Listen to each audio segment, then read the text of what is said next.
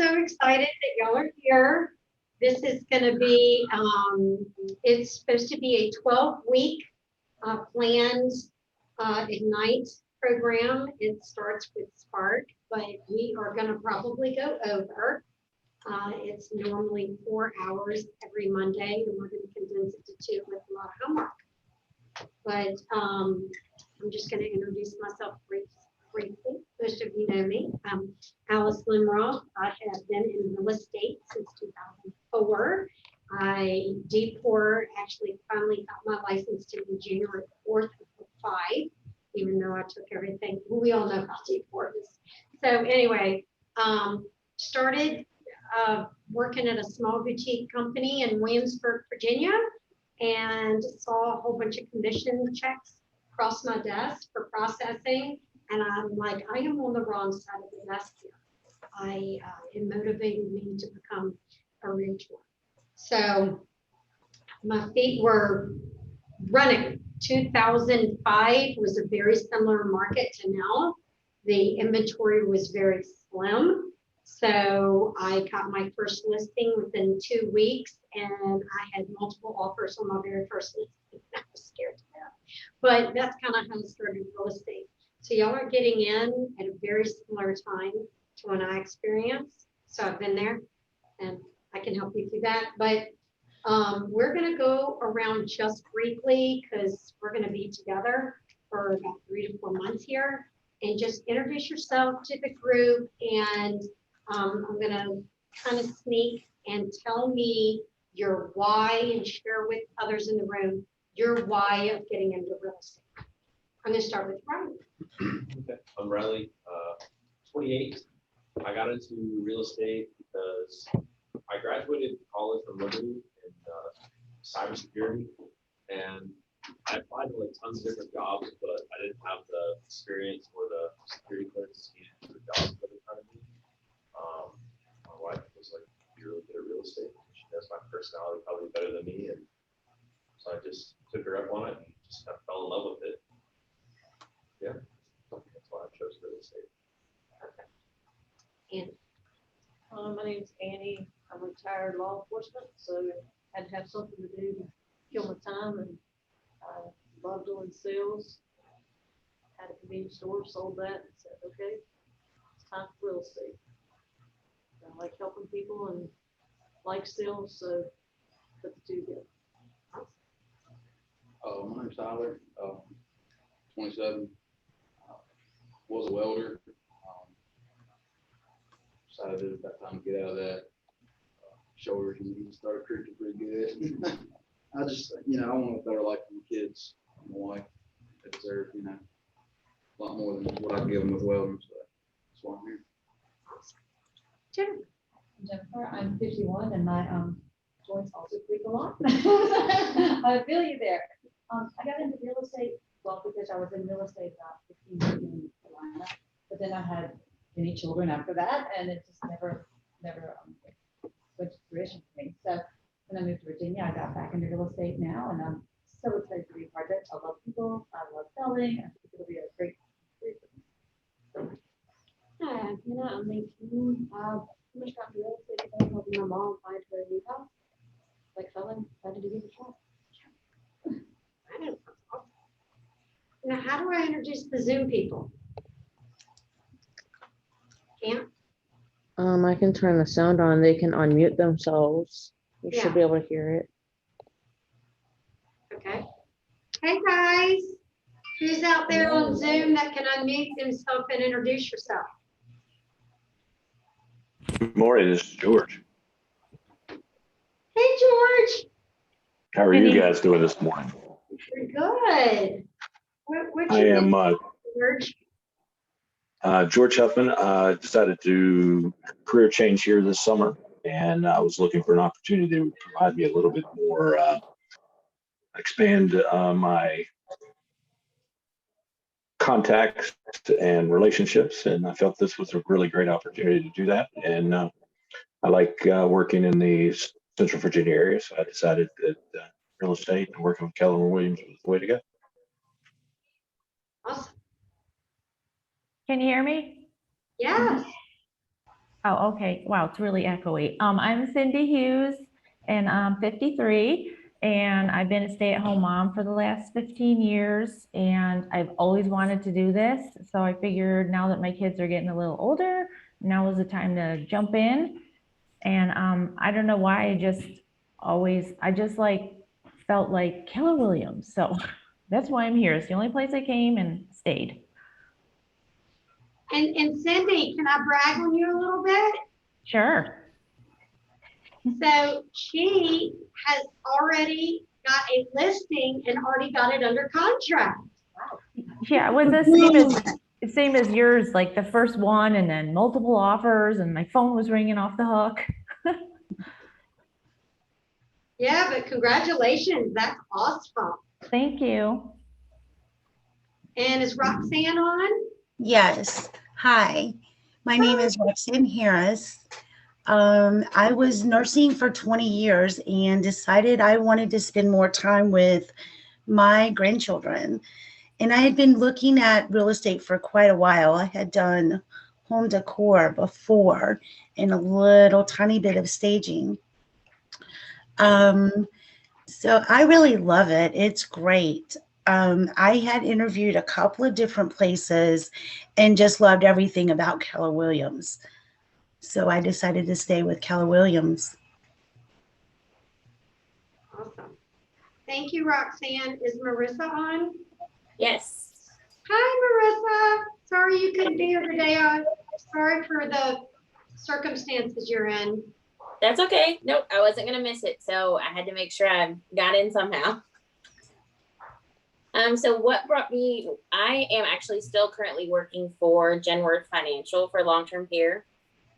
And I've been there for 4 years now, almost 5 in October.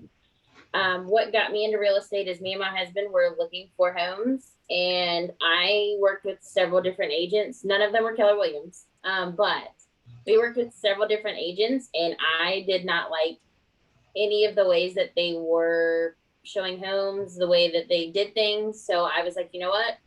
I can do this better. And so I decided that I'm going to do, start classes and do real estate the way that I think that people should be treated first-time home buyers in real estate. Awesome. Do you have anybody else? This is Kaya. Can you hear me? Kaya. Oh, Kaya. Hi, Kaya. Hi. Yeah, so let's see here. I'm 48, 49. I have to do the math. 1972 minus whatever. So I actually just relocated from Washington, D.C. area. My family, my husband and I brought our 2 moms in to live with us. And our realtor actually started talking to me about, so what are you going to do when you get down here? And I was like, well, I'm interested in leaving the corporate world kind of in what I'd been doing. And over the last couple of weeks and months during the home purchasing process, she convinced me and had me took the KPI and had me take, that and really convinced me that this was something that I could excel at. And it interests me. I have some other personal goals that it can play into in the future, as far as owning healing and meditation centers and how, being an owner of, franchised locations and things, all the legal and the realty behind that. But just to get started and, so, I resigned my job in DC as of Friday, or that was my last day. And so this coincidentally started today and it works out because I'll be doing another class in September and then, trying to go through the process. But I'm really excited to, as she put it, live the life of your dreams and, do something meaningful and have a lot of freedom and all those things that sound wonderful. And I'm looking forward to just a new chapter. Okay, well, welcome, Kaya. So, guys, Ignite, basically what it is it starts with Spark. And there's a couple things they're asking me to read. So the overreaching goal of Spark is for agents to get an appointment with a buyer or a seller. This will set them up to sign a contract within 30 days so they can begin to achieve the life and imagine in real estate. We will work on this goal every day by building a database. You're going to find that your life thread in this business is going to take you all the way back to database, database, database. You're going to hear it till you're blue in the face. So we're going to establish core activities and habits that you'll use your entire real estate career, and follow up with returning agents on their activities, followed by the classes you learned from the previous session. So let's get started. I kind of cheated and talked about your why already in your introduction. So everybody, what we just heard was everybody has a kind of little different why. And that's the beauty of real estate. The people that you're going to be dealing with on the other side of transactions, there's a different reason why they got into real estate too. So what do successful agents do every single day? Well, you grow your business, and under grow your business, you lead generate for buyers and sellers. You make seller listing presentations and get listings, make buyer presentations and get listings, preview real estate, but then you also run your business. So you're going to market your seller listings, show buyers houses, negotiate contracts, transaction management to closing, vendor management. Does anybody know what vendor management is?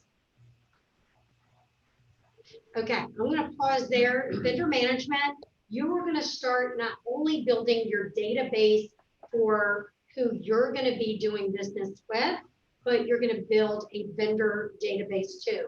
So these are your home inspectors, your loan officers, your septic tank people, and you will build a really good working relationship with these vendors. So I encourage you to work with some other agents, ask around, who do you like working with home inspectors?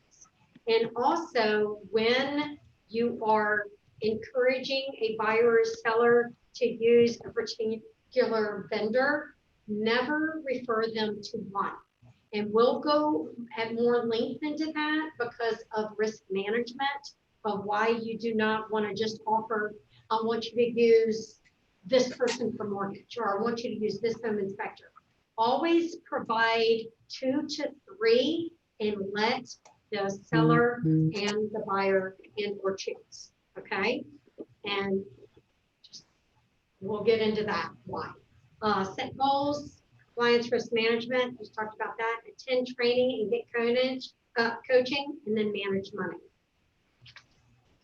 So, I want you to turn to page 4 in your manual.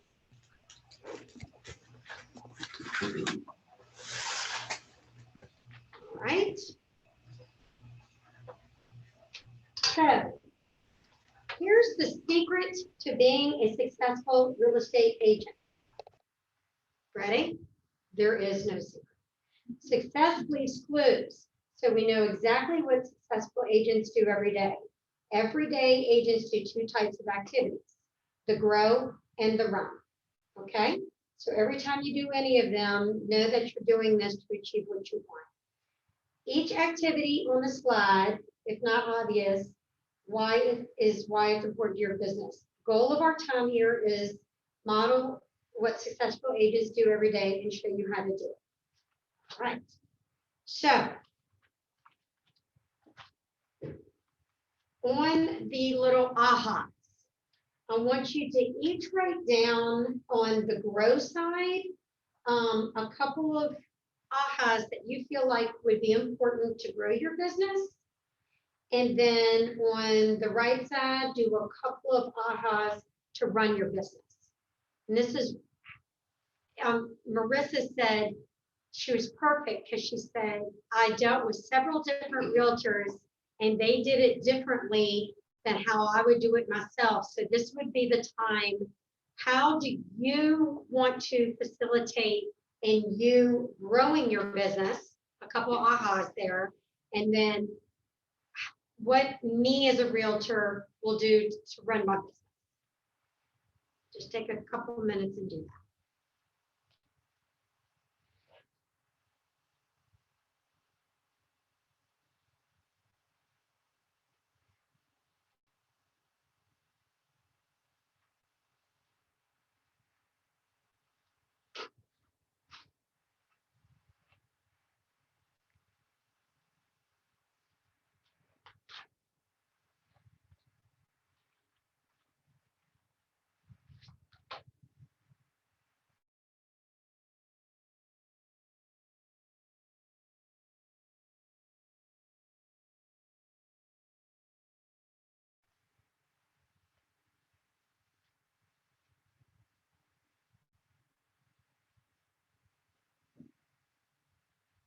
Just take about another minute.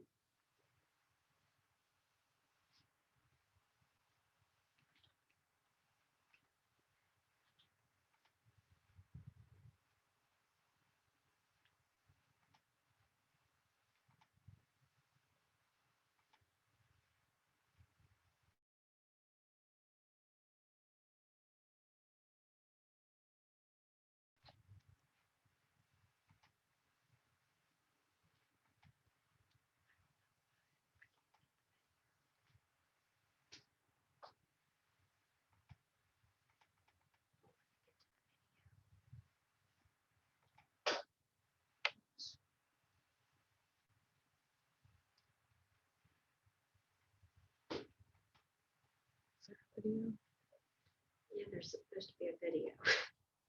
Right here. Oh, wait a minute. Here we go.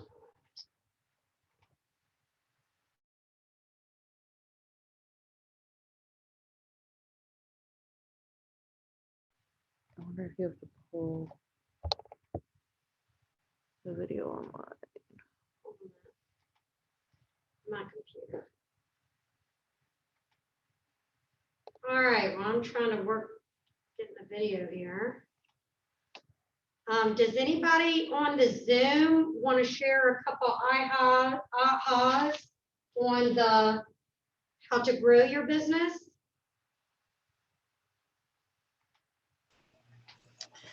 I put network.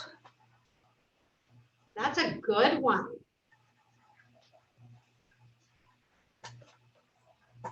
Anybody else for grow your business? Yeah, I had understanding the market, local market. Okay. And I put don't be afraid to like ask friends for help, you know, like interject yourself and ask them to put your name out there too. Okay. How about anybody in here on the grow your business? I'll put, make a client feel like family. You know, you give them a good experience, they're gonna recommend you to other people, and that'll in turn grow your business. Okay, did y'all hear what Tyler said, making your clients feel like family?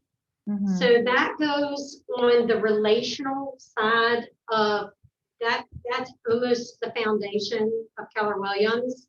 So you will find many agents run their business in a transactional manner, but Keller Williams agents really want you to focus on the relationships, because if you focus on the relationships and doing business, what are you going to get from it? If you've built a relationship in that transaction, what will happen down the road? Loyalty. Yeah, and will you not probably get a referral from the own person that you built a relationship? But when you're in a transaction, would you really usually get a referral based on a transactional relationship? No, it's a one and done, okay? So that's why building relationships is so important to the foundation of your business. So on the how you run your business, anybody on Zoom want to chime in on that?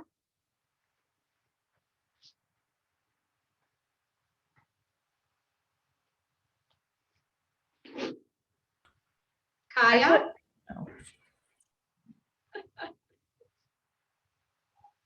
Go ahead. There we go, Anybody? I'm muted, okay.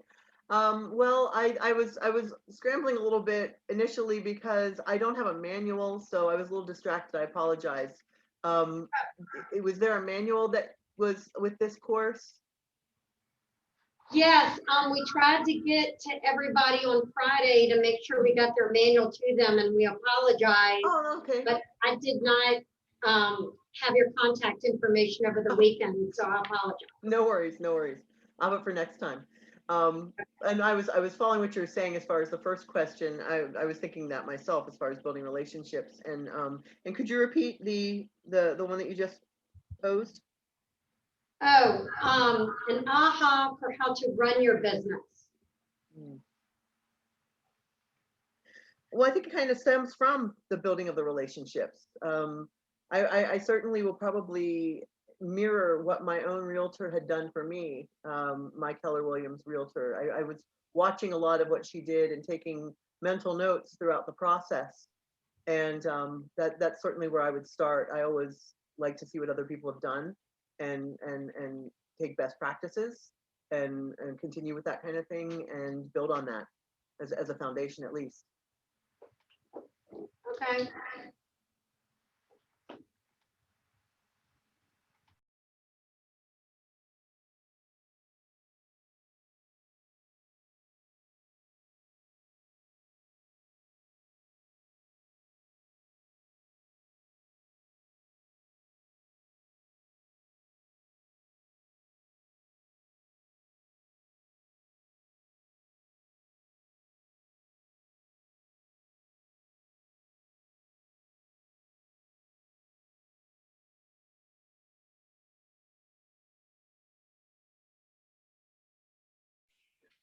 Did they drop off for everybody?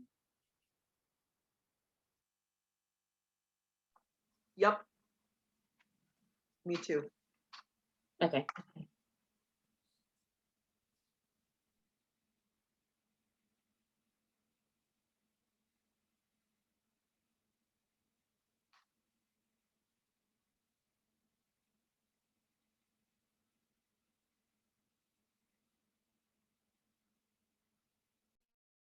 Your Zoom crashed. It says right here, click on the video. Technology. And I do not have a video. It says in I didn't base. see it in my presentation either because I was going to show the presentation. See, it says in this, click the video. Where's the video? I don't know. I thought it would be right here. Let me open mine. Autoplay? Maybe autoplay? No. All right. It always has to be technical difficulties.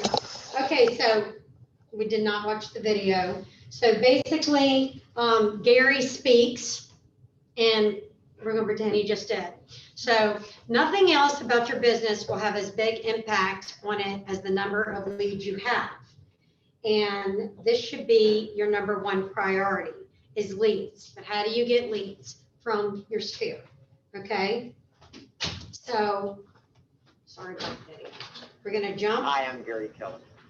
Oh, you got it? I don't know how. How did you do I it? don't know. Hold on. What did you do?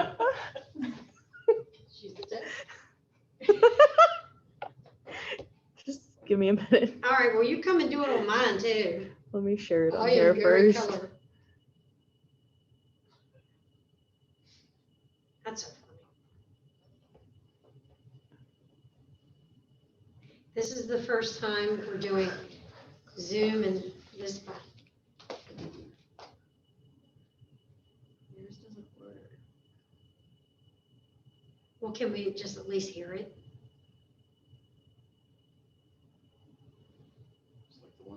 Are you using PowerPoint or are you using something else? I don't know. Okay, because that's probably the issue. That's fine. I didn't graduate with tech training, like George Huffman and all these Riley people. Hi, I'm Gary Keller. This course will allow you to get off to a fast start you can build on. Because if you repeated the principles every 90 days for a year, believe me, you have an awesome first year. And just as important, you would have built the foundation and momentum for your entire career. It is practical, realistic, and easy to apply.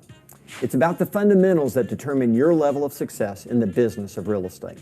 From our research with top agents, we have found that they too started their careers with these fundamentals, and they continue to do them along with their teams to this very day.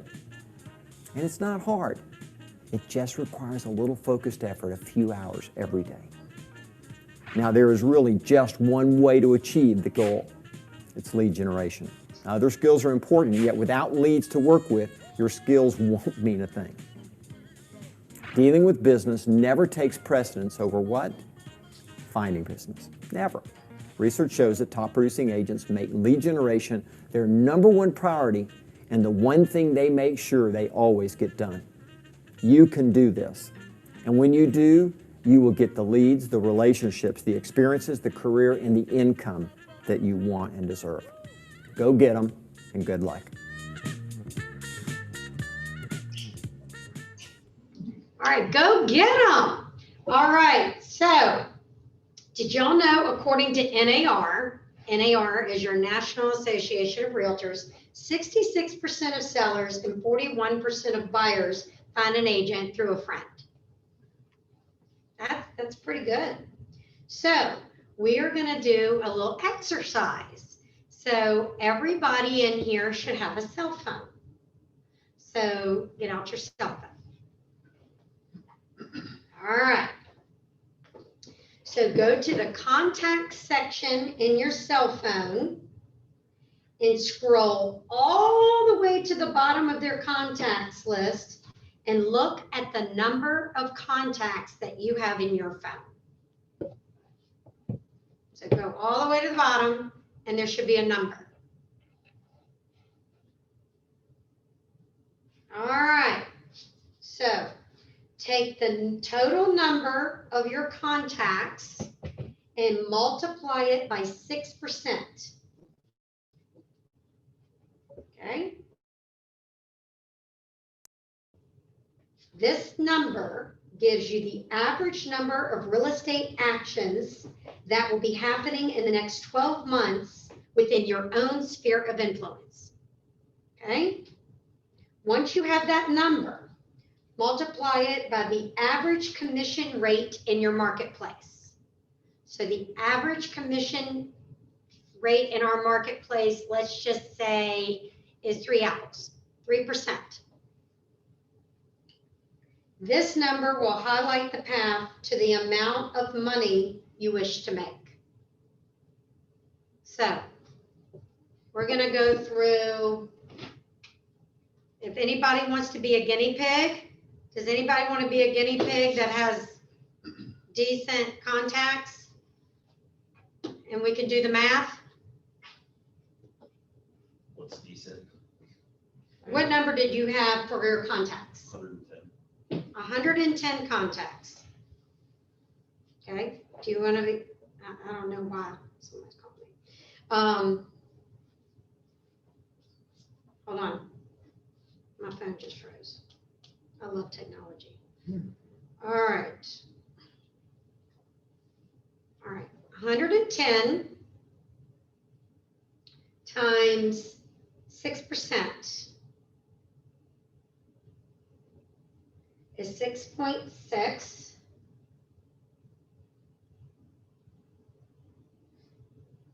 All right, you need to have more contacts.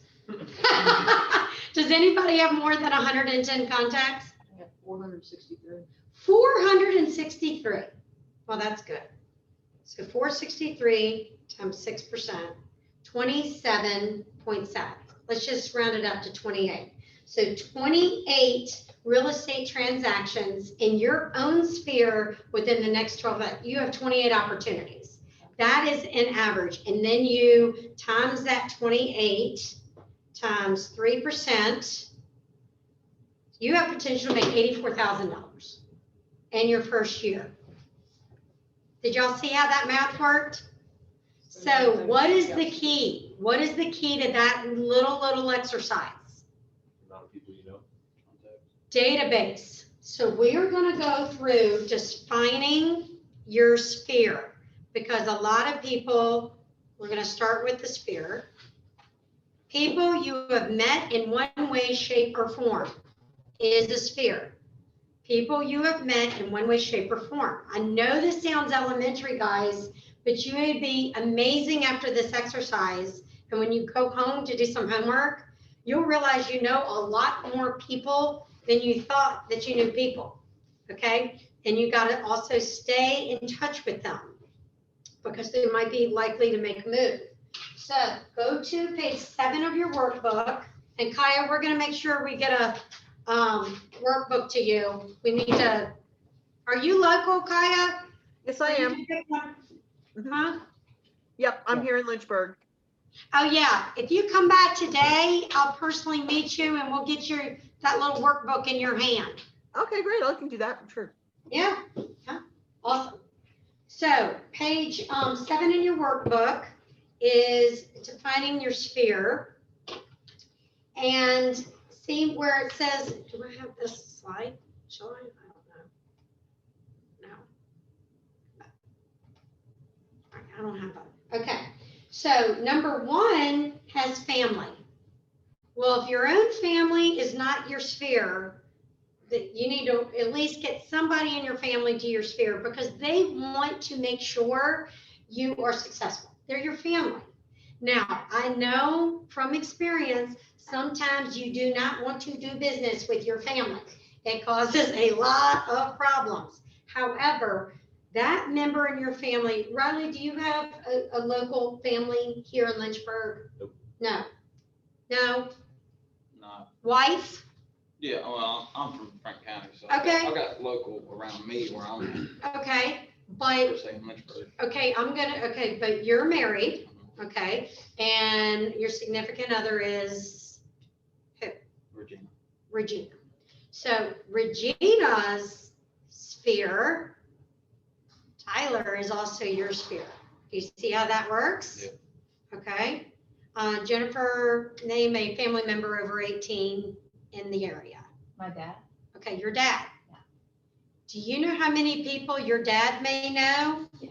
That everybody should know that your dad's daughter, you, is now a Keller Williams agent. So I'm just getting y'all to think how this works. And how about you, Hannah, your mom? But that's okay. You start from somewhere. You start from somewhere. So you got family, then you've got friends. I hope everybody at least has one friend. Okay.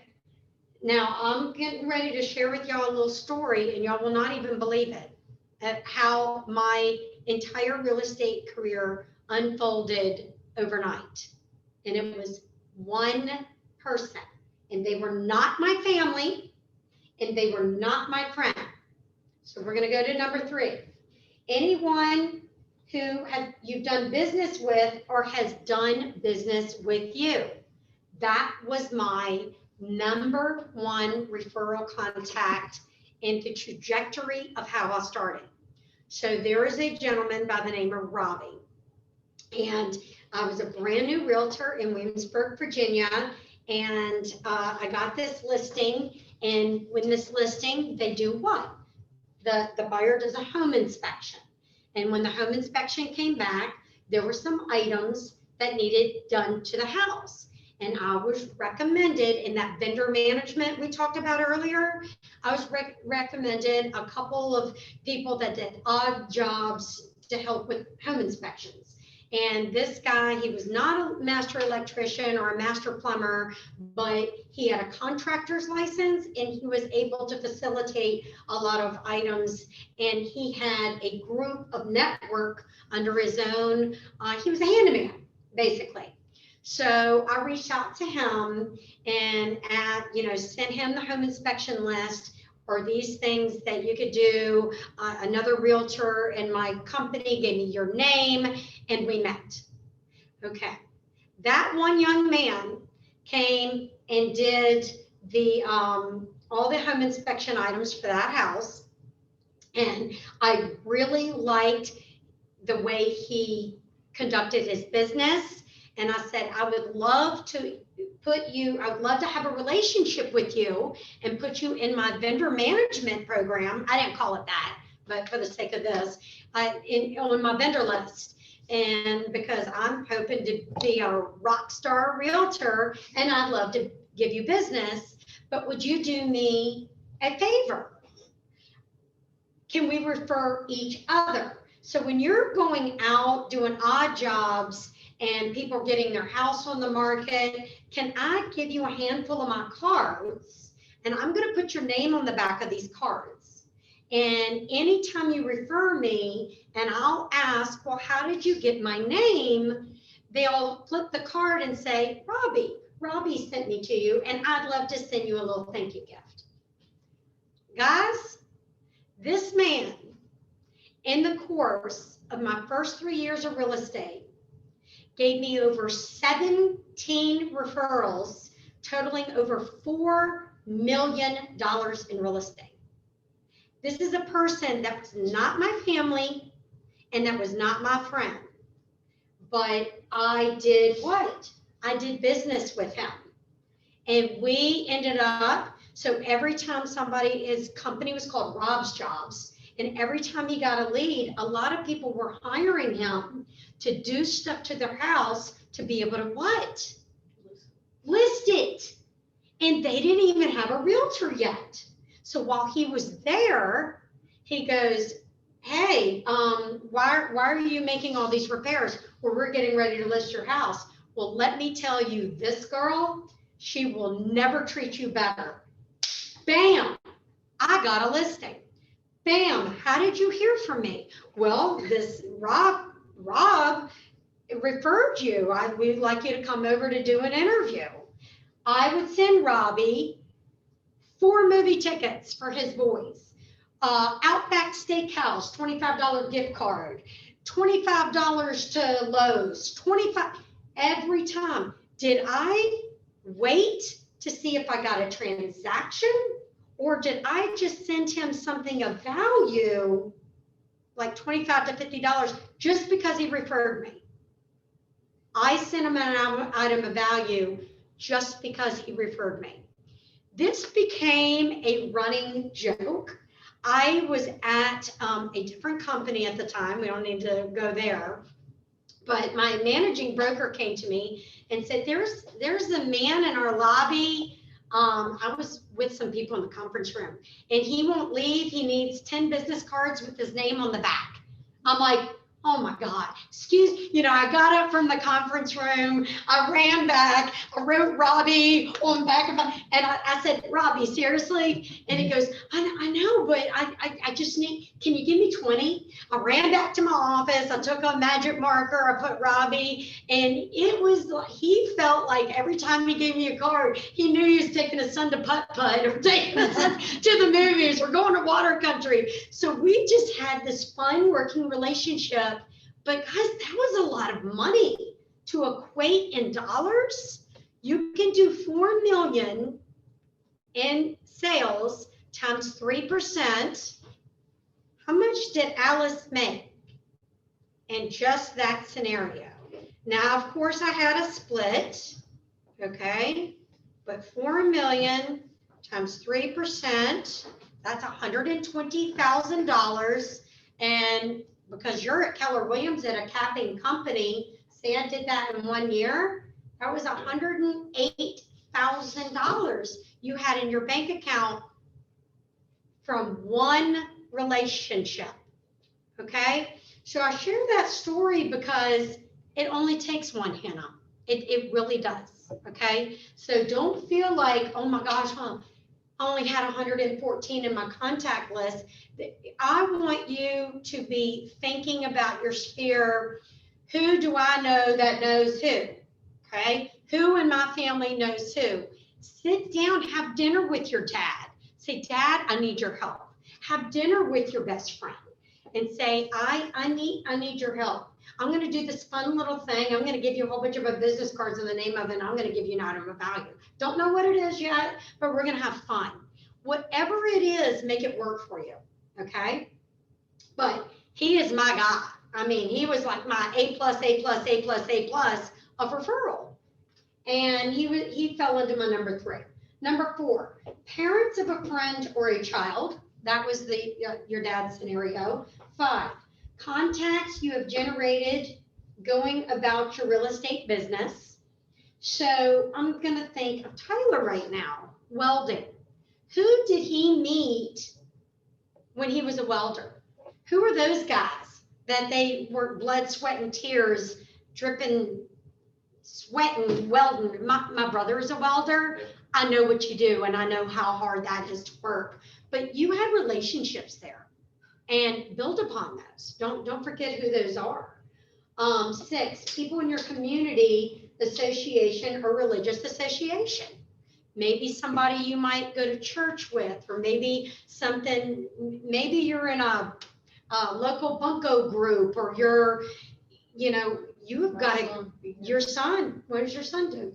My son is in school with and has a good friend that his mother's maybe getting ready to list their house. And so that's how I met.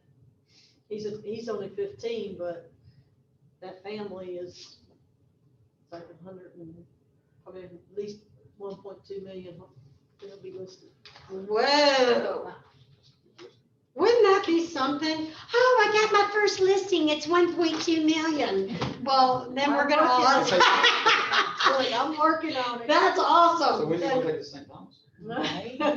That's awesome. I don't know that I'll go back to St. Thomas for a while, but. Oh, anywhere's fine. All right, so that's giving you an idea of how quickly your sphere can grow, okay? And your database. And what do you need? You need a first name, you need a last name, you need a telephone number, and an email. That's basically what you need. And you treating them well and always following up. So this talks about ways. Stay in touch with your sphere. The likelihood of a move. Do y'all know statistically right now how often does the average person move? 5 years. That's what I do. 5 to 10, I'm gone. Throw me out of the statistic because I move way too many times. I move about every 5 to 10. 5 to 10? So it varies, but the average is between every 4 to 6 years. So 5 is like nailed on. All right. So we were going to do also in number 9 of your workbook, guys, there's this little thing, and people are really capitalizing on this. When you are calling people, blind calling, cold calling, however you want to do it, you really need to cross-reference if you're going by a list, the do not call list. It's huge, and people are getting settlements out of, so be really careful. But if it was to me, given to me from a friend, I always call that a warm call and say, hi, my name is Alice with Keller Williams. Riley gave me your name. I hope you do not mind. Usually nobody's going to, that's called a name drop. Nobody's going to turn you in because it was a referred name that you got the number, okay?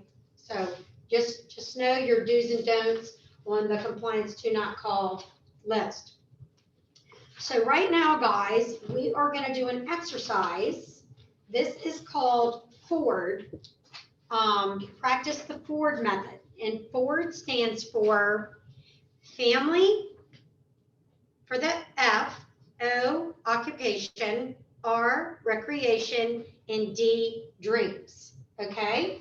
So you're going to go to number 10 in your workbook. And we are going to do a little script role play. And I can go first. Hello, this is Alice. How have you been? Oh, well, how's the family? Are you still working at Starbucks? Are you still enjoying playing tennis in the evenings? Did you ever pursue going back to grad school? Okay, so what are a couple things that we need to know in that script? we need to know at least who they are. So these are people that are in your sphere, probably not yet your dad's sphere, Jennifer, if that makes sense. Because you gotta get them in your sphere first to be able to ask these questions. But going back to your cell phone exercise that we did, if they're in your phone and worthy enough to have already made it into your contact list, you probably know something about them. Okay? If not, figure it out, start learning something about them. So it's really easy to go, I'm just gonna go to my contact real quick, see who comes up. I have a lot. I'm almost embarrassed to share. What is mine? Oh, and this is not even my work one.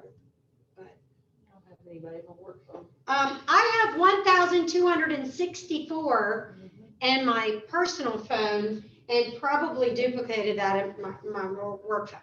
Okay.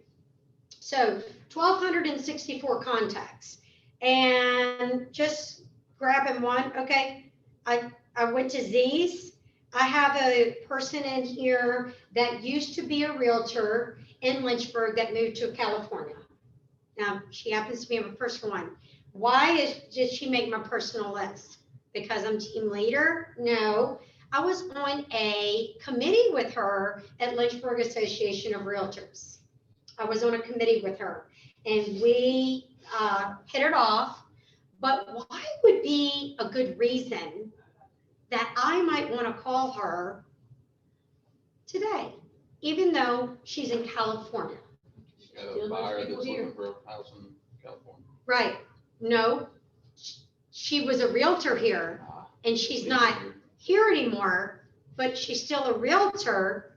Maybe I need to follow up with her. Did you keep your Virginia real estate license? How are you handling your referrals? Because you knew so many people here. Maybe I can get an engagement with, I would love to be able to handle the people that you left behind. How do we work this out? Right? Now, she probably gave a lot of her referral business to the company she was at. But do I know that? So strangely enough, that would be a great phone call to make, just going through and checking up. Here's a person that used to be in my old neighborhood off of Everett Road. I haven't talked to her in 2 years. They've been there about 4 years. I'm wondering if they're getting ready to move. And I can probably tell you, this is more than a $500,000 house in Lake Manor Estates. I might want to just give her a call and check in. Do you see what I'm saying? Is it kind of mean to check in thinking you're going to get something? But maybe I just want to say, hey, I've been thinking about you. I know she's very heavily in DAR and I'm DAR eligible. Maybe I might want to reach out to her and say, hey, how's your Daughters of American Revolution going? How's that? Just engaging, maybe ask her to lunch. But guys, this is how you work it out. So we are gonna just take somebody, Jennifer, because I just happened to look. We are gonna do this exercise. So go to somebody in your phone. I'm not gonna make you do it for real. And just pick somebody where you could, and I'll be that other person. And you're gonna call me. A random person that you would know what they do for a living, how their family is, what they do for recreation, and just something you know about them. Could be a friend. Okay, well, I just looked, and the person I'm looking at, her name is Corey Slusher. She's my stepsister. And so I know that she lives in Roanoke, and I know her sister, my other stepsister, is getting ready to move to Richmond and will need to sell her house in Roanoke. So I'd already thought about contacting her and letting them know I'm a realtor now. And all right. So let's do that role play. I'll be Corey. You ring, ring, ring. Hey. Hey, girl, what's up? Look at your script. Look at your script. How's Charlie? I saw he's driving now. Oh my gosh, get off the road. Charlie has got his license. I know it's crazy when they grow up. I can't believe it. Are you still working at United Way in Myrna? I am. How's that going? It is really good. It's been super, super busy with COVID and everything. But thank you so much for asking. How have you been? I'm good. The move's going well. I'm loving Virginia. It's so nice to be back home and back up here, with Dad, of course. Are you still fishing? I wish. I just don't have time. I've been so busy with United Way, but when I can, I'd like to fish. I don't know. That's okay. It's okay. But go all the way down to the bottom and read that to me under, well, first of all, right under D, read that script. I'm calling to share. Okay. I'm going to share that I'm now a real estate agent with Keller Williams Realty. And I thought of you because I knew that you would know someone to help me grow my business, especially since you know my track record and my commitment to doing the very best. Speaking of which, I was hoping you would let me know when is Missy moving. And if you would let her know that I'm a realtor now, if she needs some help either selling her house or possibly even finding a location in Richmond or contacting someone there who might benefit her through Keller Williams, possibly. Okay. And then let's say I said, yeah, I might know somebody. And you said, would you mind sharing their name and phone number or email so I can contact them? Okay. Okay. So basically these scripts, obviously, you're not going to read them exactly because we're not robots, right? But this will help you just to remind you that forward method of how to go with the conversation. And don't forget to ask about, I'm building my business on people that I know and people they know. Do you know anyone from work or your neighborhood or even a group that you belong to that might be thinking or buying and selling that I might be able to use my resources to help them out? So you're going to come up with your own, this is a guideline, just a guideline. And scripts are key, guys, and you'll get used to it and it will just roll off your tongue. I remember I did a sports script with somebody that I really just met at a restaurant. I heard her talking at another table. She was a waitress and she was talking about, there was somebody that they knew. She goes, yeah, my parents getting ready to put their house up on the market. I'm going to have to find my own apartment. I can't buy a house yet, but they're going to be moving across town. Well, she came over to me and I eavesdropped, right? And I said, I just want you to know that I love your service today. I love your service today. Do you know what I do? Well, I have my name tag on. She goes, oh, you work for such and such, you're a real estate agent.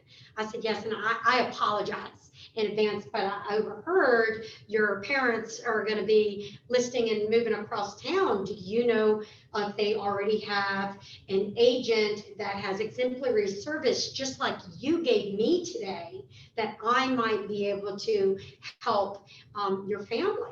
And they're like, I honestly do not know, but do you have a card? But what was I doing? I was complimenting them for their service, and I want to emulate the service you gave to me, because that's kind of how I feel that I did, kind of going back to Marissa at her big why. She did not like the way these other agents, she wanted more. She expected more as a client. So Marissa is going to give more as an agent, right? So people love hearing good things about what? Themselves, right? Tyler, you're a great welder, man. Dude, you are awesome. You are awesome. And it makes you feel good, right? So if you're complimenting somebody that you just met in any of those five, and then you're turning around, I want to be just like you. And this is how I treat my people. So like my grandma would say, kind of buttering them up a little bit. Yeah, yeah. But I know it sounds simple, but it works, guys.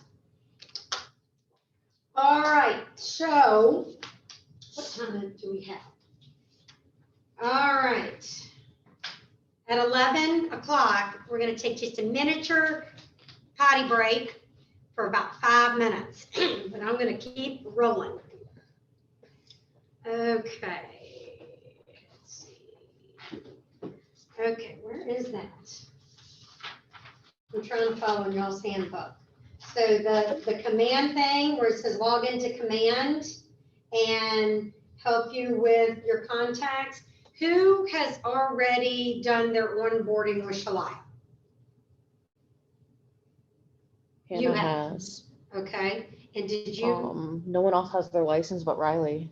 okay, We have to do the Lynchburg Association of Realtors first. right, that's correct. Yeah. Yeah, I got your Scott Leroy stuff, so once you join the MLS, I can get you in. Yeah. I'll call him today. Okay. All right, so on the logging into command, so I think George, you're already there, Cynthia, you're already there, Roxanne, you're already there. Kaya, are you onboarded yet? I don't think she's licensed yet. Oh, you're not licensed yet. Nope. Nope, not yet. Oh, okay. Well, that's gonna mean nothing to you, sweetie. Not yet. She's been taking the next classes. Oh, you're in the next classes. Okay. So, I want y'all to, that's gonna be, all right, let's see. Let's go to page 14.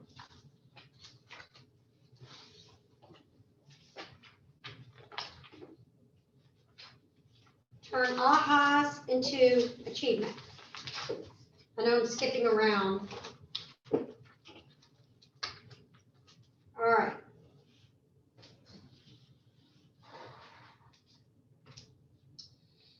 So we talked about some ahas at the beginning. Ahas on the side of how to grow your business, how to run your business.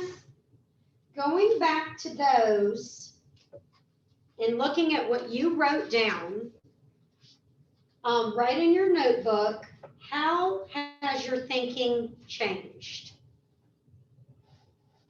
on the ahas that you wrote down? Has any of your thinking changed just off our little exercises?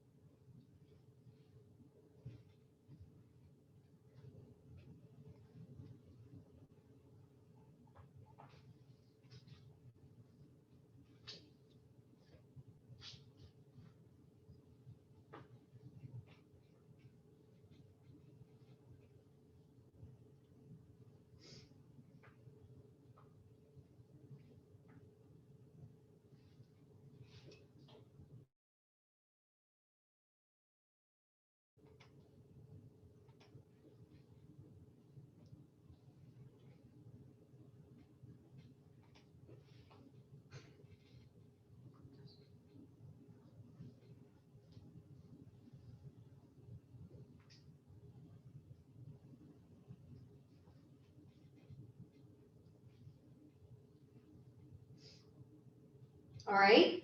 What do you feel differently about? And what was meaningful and what we talked about today on those ahas?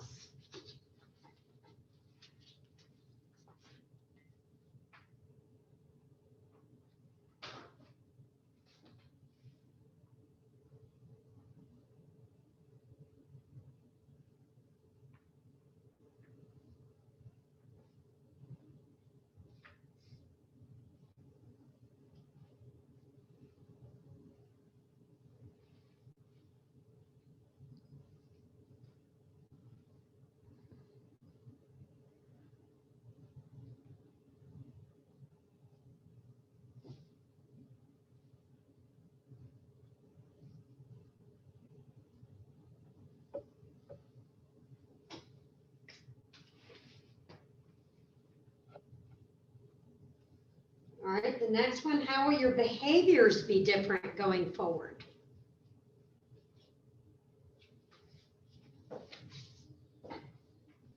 And what action are you now going to take?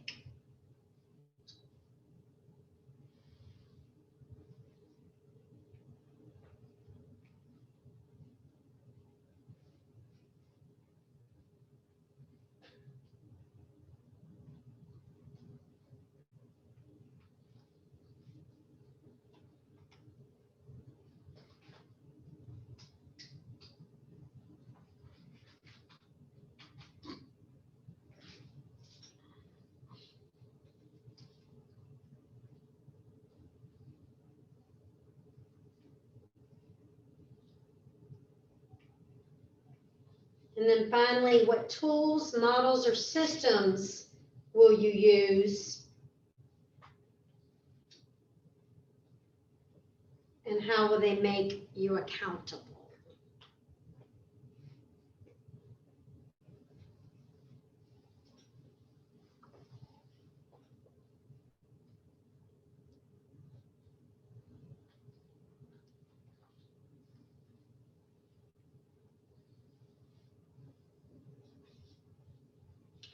All right, I'm gonna go into my Zoom, people. I wanna come off mute. How has your thinking changed just on the little bit we've gone over so far?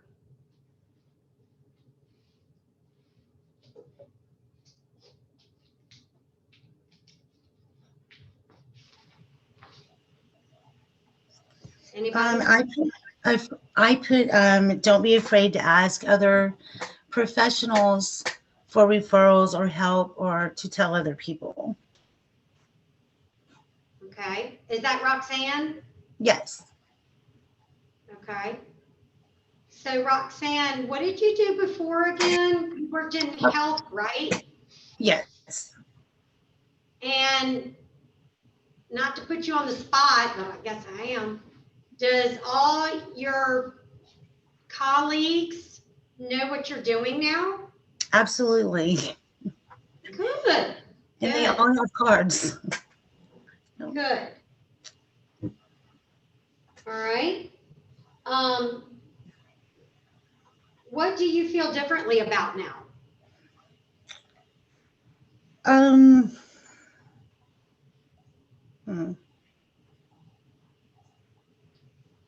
I guess just not to be afraid to say to that electrician or that home inspector, here's my card. You help me, I'll help you. Right? Do you feel that it's okay to not also be afraid to be a little bit more specific? And for example, I really like the way you handled your business with my clients today. That is so very important. I would like to build a relationship with you moving forward. Right. That's I So put if that in my anybody neck. else that That's what you I would work, do. right. Yep. Yeah. So I mean, almost be, do you have a name? Sometimes just, do you have a name or a number of anybody that you know of that is looking for a realtor right now? That I would love to be able to help, kind of like you helped my client today.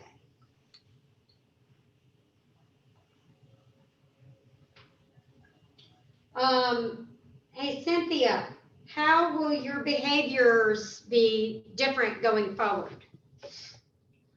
I'm completely lost because I just had somebody walk in. Oh, okay. Oh, it just sat down again. I'm not even sure what page you're on. Okay, that's okay. How about you, Hannah? How will your behaviors be different going forward?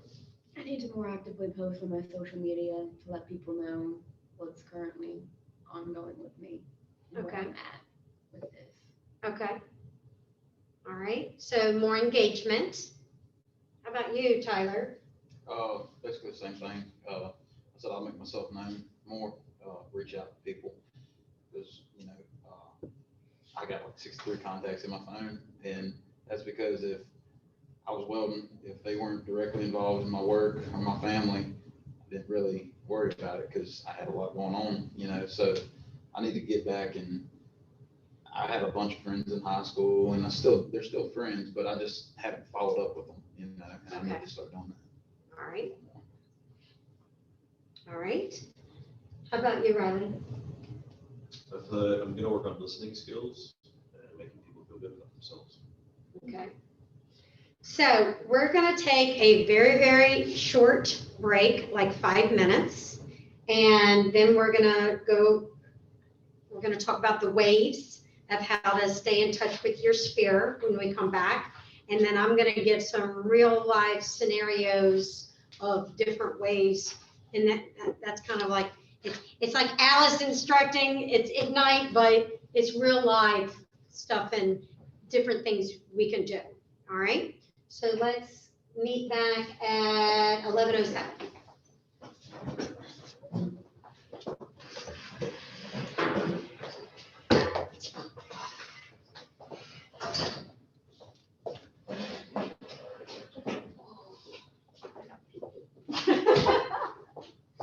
I am loving this spot. I was have to tell you. Just need to go pull some trees out for my neighbors, old neighbors, so I can get some referrals, so.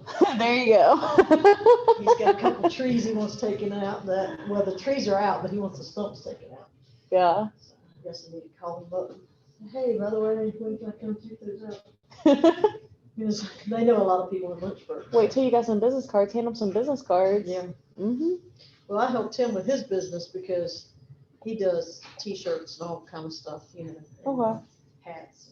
Nice. So I was always over there helping him. My son was over there helping him, and we become really close friends. So Yeah. and he's got a few stumps that he wants taken out. So I guess I need to load the tractor up. Get to work. Get down there. Good thing is all you gotta do is work your arms with the tractor. Yeah.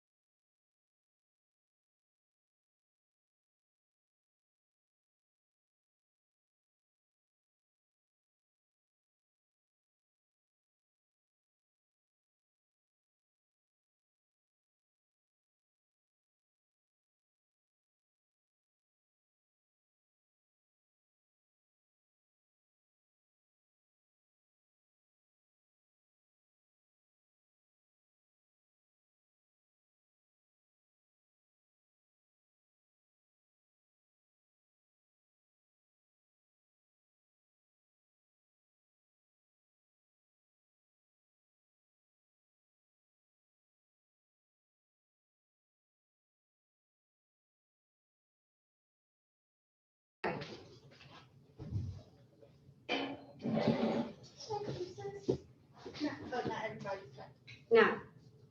You know, you give them an inch, they take a mile, you know. What my kids do.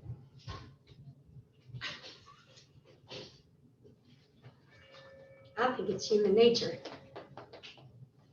All right, we're gonna get started. I'm working law enforcement, you don't do that. They'll go on to class without you, and you will not know anything when you get back. All right, guys, we're gonna get started. Thank you for coming back. So on page 8 of your workbook, I know I hopped around a little bit, but I've mean to my madness. You see the little wavy thing right there? All right, so we're gonna just pick, well, they said to pick four people in your sphere, whoever they are. It could be your parents, it could be your sibling, your best friend. It could even be somebody that doesn't live here. And because y'all are licensed in the Commonwealth of Virginia, you can still get what? Through Keller Williams. Referrals, right? Isn't referral income? Absolutely.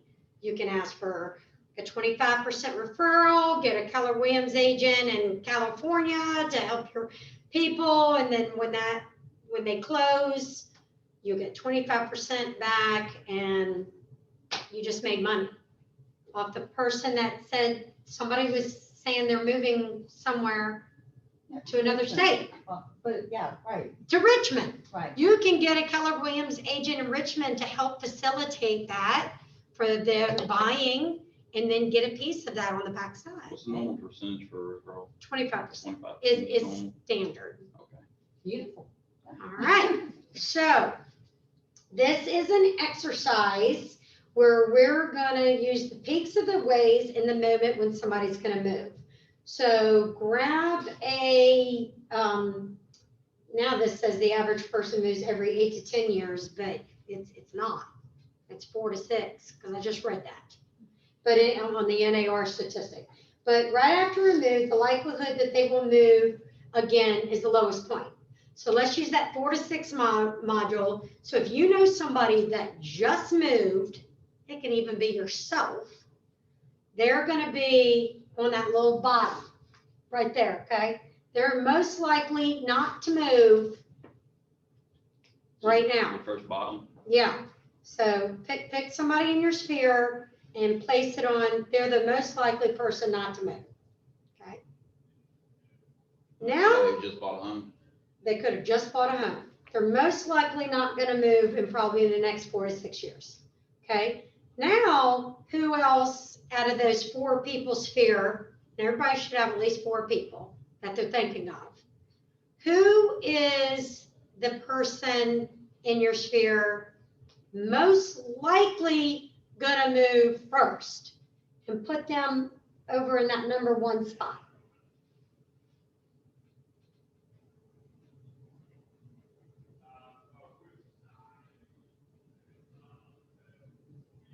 And then pick your 3rd person and put over there in the 3rd spot.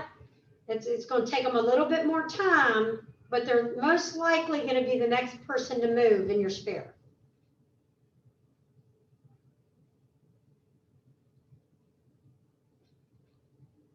And then that 4th spot over there. So this is called the waves.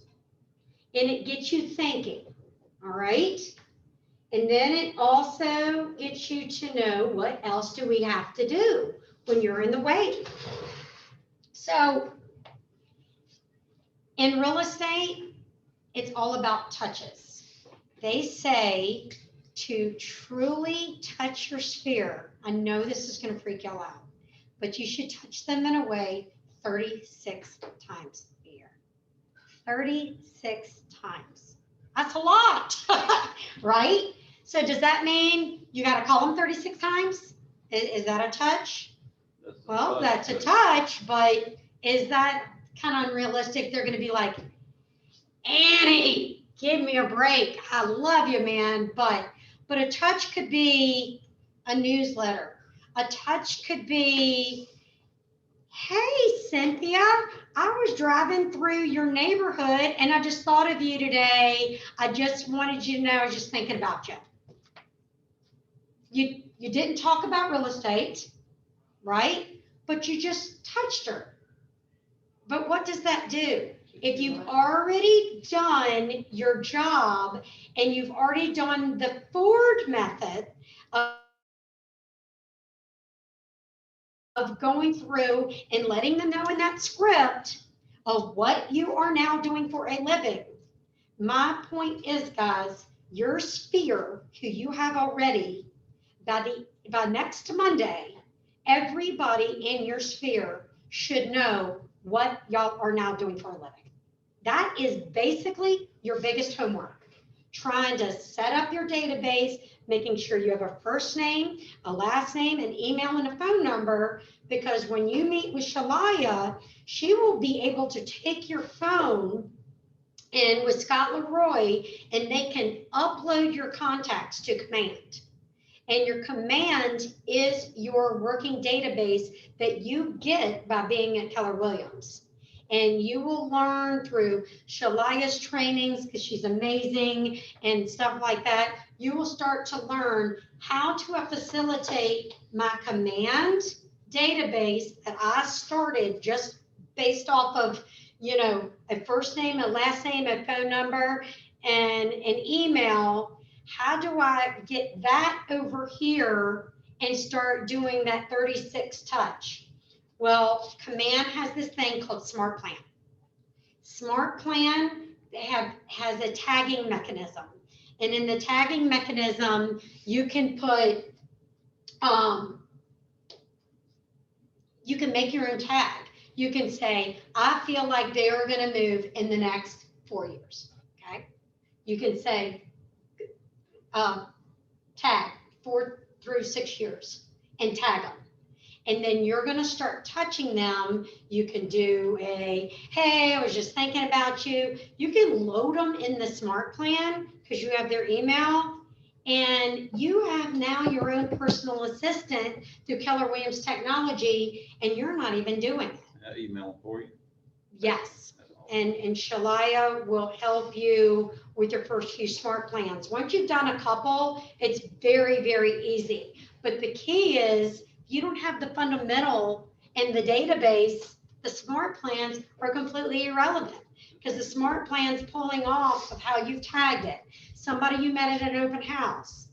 Now, Teresa Grant, who is the OP here, she will tell you how she started. She did an open house every single Sunday for 2 straight years. In fact, she says she never missed a Sunday, okay? But do y'all just throw out a number of how many people is in her contact database through Command? So just throw out a guess. 800. Way low. 4,000. I won't throw out a guess because you told me. I know Shalaya knows this answer. It's like ridiculous difference. Isn't it 8,000? I think so. I think she has Yeah, 8. I something think like that. Donaldson told me she has 8,000 people in her database. So open houses for houses she was. I think it's more than that. It might be even more than that. I think you told me more than that. Yeah, it might be more than that, but I know she has at least 8,000. Okay, so she has Smart Plans set up where they are being touched via, in fact, you want to hear something funny? She put me in as another agent because I came to an open house and I'm in her database on her Smart Plan. So I get her, this is upcoming in March. She sends out a newsletter. She does what's coming up in the market. She has a thing on Instagram, market stats. And I am somehow in her database where I'm following Teresa Grant's Realty Group and I get her updates. Got you in the loop. I'm in the loop. I'm in the loop. But I'm part of that 36 touch She got you, you're here. And I'm here. I'm here. So she's pretty smart. So what I'm saying is, guys, it all goes back to leads, and leads come off of your sphere. Sphere comes off of your database. So that's, when you go to build a house and you find land, what's the most important thing to building a house? The foundation. Okay. Your foundation of being a successful realtor is your database. So database equals foundation. That's your foundation. So, and you will always build upon it. She has over 10,000. Oh, 10,000. She has 10,000 in her database. So this is what she did. When and we're gonna do a little open house. So let's say I'm at an open house and you have a sign-in sheet. Well, let me tell you, some agents have gotten fancy pantsy now. So you can do sign-in sheets now on an iPad. And this is what you do. You always say, I'm so glad you're at the open house. The seller has requested that you please sign in. You either hand them the sign-in sheet or the iPad. iPad makes it great because everybody's so used to, technology anyway. First name, last name, email, phone number, and it's like they have to have that to even hit send, right? So there's programs for that. That goes to your stuff. And it's automatically can be uploaded into your database, okay? So, but here's the great thing. Are you working with another agent? Do you say that? Guys, I'm gonna give you some tips and tricks of when you're getting started and when you're doing open houses, and I encourage you, well, how do you get an open house? You let us know. We have a lot of listings. Teresa will be more than happy to let you sit at one of her listings. She gets listings all the time. She has this productivity coaching. You just say, hey, I'm very interested in doing an open house. Well, maybe you're nervous because you're brand new. Why don't you shadow an agent that's already doing an open house? It's okay. They will love the company, and because this security reason, I like an agent not to do an open house by themselves. So we will help you and facilitate with you to find out what open houses are going on, who would like some company, and if anything, you go do it together, you meet them early, you put the signs out, learn the ropes. And you learn, you just learn. But so a person comes in and you introduce yourself and say it's a 2-story, maybe the other agent's downstairs, maybe you're upstairs, but first and foremost, be safe. Now I'm going to go on a tangent on that. So be really safe, but you will build a wonderful database at Just Open Houses. So how else, anybody throw out there, can we increase our database? Door to door. That's another great way, door to door. And don't be afraid, but don't be, I always like doing a little item of value, get them a reason to open the door, and if not there, it could be something so simple. When I did door knocking back in 2000, I think I actually did it in 05. I did in the spring, I did seeds to help you grow and me grow. Seeds to help me grow. And I put a little business card and I did a little thing and I would knock on the door and I always try to walk away so they think I wasn't staying there. And they would open the door and think, may I help you? Oh, hi, my name is Alice. I'm with such and such. I'm a realtor. I just wanted to bring you some seeds if you wanted to start a little garden. And if you're ever needing any real estate needs, I am here to help you. Well, actually, sometimes I'd sit there and have a 30-minute conversation with the person. But what was the key? I was leaving an item of value and they were the ones that made me come back, right? little kind of tricks. So did you like hear them coming to the door, then you started walking away? Mhm.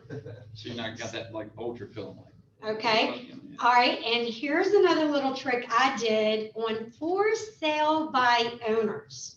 For sale by owners. So how many statistically letters do you think a for sale by owner will get through the mail of, if you decide you wanted to list and sell, give me a call? How many letters do you think on average does that for sale by owner get? Like without the whole listing or like just. It's a for sale by owner. All of a sudden, agents are looking at for sale by owners, so they send a letter in the mail. Probably like 10, 15. Yes. It's between 10 and 12, about 10 and 12 letters. Do you know what they do to the letters? Throw 'em away. They pitch them in the trash can. So what is more effective to a for sale by owner? Personal communication. Okay, so Talking in person. I'm gonna tell you what I did, but somebody right here in this building did it too. And I was amazed because I'm like, it works. And she got a listing. And actually she did not get a listing. She brought the buyer for the sale by owner and then ended up working for him, getting another house. Her name is Kathy. She is a brand new agent within 1 year. So I'll tell you what I did, and I'll tell you what she did. She just shared this story. So for sale by owner, I would pull up, leave my car running, keep my door, and go knock on the door, hoping they would be home. Start walking back to my car, and they show up. And they say, can I help you? And I'm like, yes, my name is Alice. I'm with Keller Williams. I said, I did not even know you were home. I left a package for you, but actually, is there any way I can make an appointment to preview your house? I have some buyers in this price range, and this might be a good fit. Okay. And they're like, well, do you have some time now? Your car's running. I said, oh, I didn't even know you were home. Yeah, I can make some time now. So I'd go shut off my car and I'd go toward their house. Now, guys, this is huge. What does every homeowner, they're prideful of something that they've done in the house, and you can always tell what it is. It's either a brand new renovated kitchen. It's either a garden in the back with an arbor. There is something so special in that house for that homeowner that they want to be recognized for that because it's special to them. So after I would tour the house, they would say, well, do you think your buyer would like this? I'm like, I got to tell you, that the master bathroom, wow, that is like a huge focus point. I did not even see great pictures when I saw your listing on the for sale by owner site. I mean, I would explode that out of the water. Yeah, we work so hard on that master. Yeah, I got to tell you. And they're starting to feel good because of the decision they made and money that they spent on their house, and you recognized it, right? So now you're getting into their why of why they love their house, and you talk about it, right? So next thing I know, usually, guys, sometimes I would just sit there and they say, you know what? This is so hard to for sale by yourself. What would you charge? Do you think we've priced it right? Well, now that I've seen the house, let me do a professional competitive market analysis for you. And, you know, maybe you've actually underpriced it. And I usually get those listings, right? All from my car was running, knocking on the door, and they didn't think I was going to hang out. Getting in that house, though. Getting inside of that house. I'm sorry to interrupt. No. Yeah, I just want to listen. Getting inside of that house. That's the test. Yeah. And I think it's a little, I don't want to sound weird saying this, but I think it's a little easier for some of us than others. Yes. It's easier for females to get inside of that house because I've tried it. Yeah. And getting inside, they're a little more intimidated when it comes to a male. Sure. Like, hey, let me come in your house. Yeah, that's just not. Wait a minute. It's not that easy, you know. I mean, Right. but I do feel like as a female, it's less intimidating. like it's a lot more easier to take that approach. But Yeah. I tried that. It didn't work. I tried. Ah, I did. but I did. sometimes it works. They were like, let's reschedule. We never got back in contact. But Well, but hey, you tried. I did try, That's but I didn't get in the house. So, Yeah. yeah. So, all right, so sometimes it works, sometimes it works. And Kathy, she was, had a for sale by owner. She had been looking, inventory's tight, inventory's tight, inventory's tight. So she ran upon this for sale by owner and the man was cutting his grass.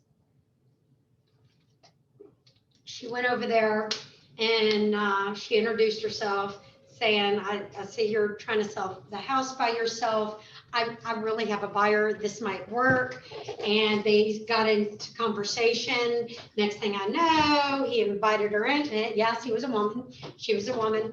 So she got in and she facilitated the deal. And he ended up working with her to buy another house and she brought him a contract. But she wasn't afraid, okay? She wasn't afraid. So what's the worst thing could have happened? They say no. They say no, And you go on about your business. and you go on about your business. But did that one stop, her husband was in the car. It's a funny story. You have to get with Kathy Lawson and let her hear this. She goes, my husband said, I'm never going with you when you're going to look at where's the owners, because it ended up being an all-day event. But anyway, so don't be afraid. And all those letters of the people that pitched in the trash can, did they really make effort to get that listing? No. What did Kathy do? What did I do? The face-to-face is what? Not a transaction, but relationship. And also shows them that you're willing to take the time to, That's right. do it. You're dedicated to what you do. Okay, so I am going to give y'all another tip of how to get your name out there while you're working with other agents. There's this thing called broker open houses and other open houses, okay? So let's say you have absolutely no business. You have no clients, you have no sellers, you have no buyers right now. Can you still be working? Building your database, looking at, George said it, knowing your inventory, what is available. So should your, I almost said what? So should you yourself get yourself in the car and go to open houses yourself? Yeah, know your inventory, it's open. Go in there. Meet the other agents at other companies. Oh, I can go off on a whole thing right there. You might start getting a great relationship with another agent that you might want to build your downline at Keller Williams. But that's not what Ignite is about. But that's just another way of, doing what you're doing and trying to make yourself money. But agents like working with other agents that they know. All right, it's really, really important. Get into your local, when you go down to Lynchburg Association of Realtors or whoever, if you're going to go to Roanoke, ask them about committees that you could join. Introduce yourself, get yourself known to other agents. Don't let them be, I've never heard of that agent. If they have never heard of you, why? Because you need to be involved. You need them at whoever, at the Remaxes, at whoever, everybody needs to know, yeah, that agent works at Keller Williams. You should be known. Do you think that everybody knows when Teresa Grant's name is dropped? Do you think they all know where she is? Because she's involved, okay? Do you think, I'm just naming somebody. Nadine Blakely, where does she work? Oh, God. Wow, she would be upset at $10,000, $15,000. But anyway, Remax. So anyway, she does a lot of advertising, okay? But people know usually where she works. So that's your job. That is your job, putting branding yourself, okay? Letting people know who you are. So I get very, very excited about building your business because we were all puppies. We're all puppies once. And you can start out with that. That one person exploded it for me. And then I capitalized on my children were in soccer and travel hockey. And then everybody knew in travel hockey and soccer what I did. And I always let myself be known. But the biggest thing is treating people right, the way you want to be treated. So, and I'll go back to Marissa again. She's probably, her main why, she's going to be a probably excellent realtor because she didn't think anybody could do it as better as she could. And Marissa, my why was your why. And I think I might have told you this in our interview. I got into real estate because my realtor stunk. And I was like, there is no way this man should be selling real estate. I can do it better. So that was my why. All right, so I'm gonna go through, there's gonna be a list.